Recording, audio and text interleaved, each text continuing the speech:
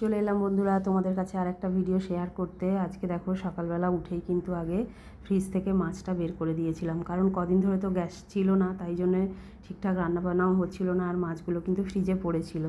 তারপর বসিয়ে দিয়েছি একটু অল্প করে চা, কারণ আজকে একা আমিই চা খাবো, তাই জন্য কিন্তু চাটা বসিয়ে দিয়েছি। কারণ একা খেলে তখন তো অল্প জিনিসেই হয়ে যাবে, কারণ আর বাড়িতে কেউ নেই যে চা খাবে। চাটা খেয়ে কিন্তু আমি চলে গেছিলাম একদম সোজা ঠাকুর ঘরে। গিয়েই আগে দেখো গোপাল সোনাদের ঘুম থেকে তুলে ঘটি করে জল নিয়ে কিন্তু ওদের মুখটা মুছিয়ে দিচ্ছি, কারণ ওদেরকে আগে পরিষ্কার চোখ মুখ সব পরিষ্কার করিয়ে নিলাম।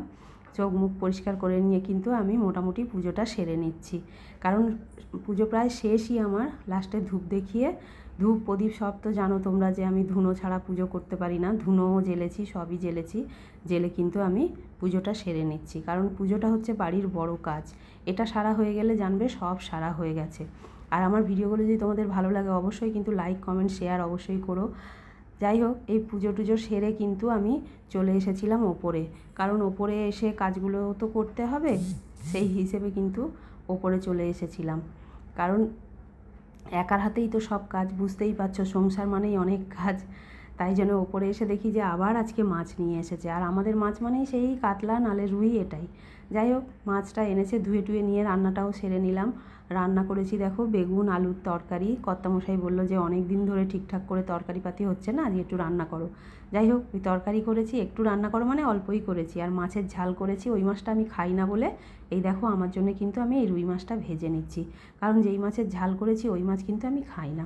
খেয়ে দিয়ে দেখো দুপুরবেলা তো একটু সব মানুষই শোয়, আমিও শুয়ে পড়েছিলাম। তারপর নিচে সন্ধে দিতে গিয়ে চোখ পড়লো যে মাকে যে আজকে মালাটা পরিয়েছে, এত অপরূপ সুন্দর লাগছে, তাই ভাবলাম তোমাদের সঙ্গেও শেয়ার করি।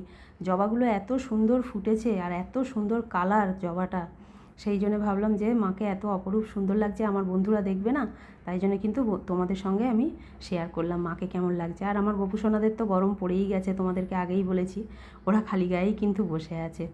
যাই হোক, মাকে বারবার দেখছিলাম, তোমাদেরকেও বারবার দেখালাম।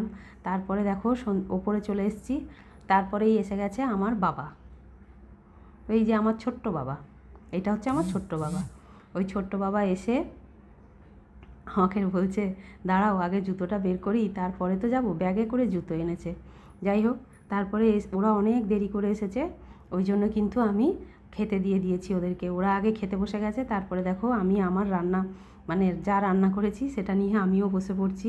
রাতে করেছিলাম ঢ্যাঁড়স আলুর তরকারি আর মাছের ঝাল, যেহেতু ওদের খাওয়া হয়ে গেছে দুই ভাইয়ের, তাই জন্য কিন্তু অল্প অল্প, আর কর্তামশাইকেও খেতে দিয়ে দিয়েছি, এটা কিন্তু আমার জন্য বাড়ছি।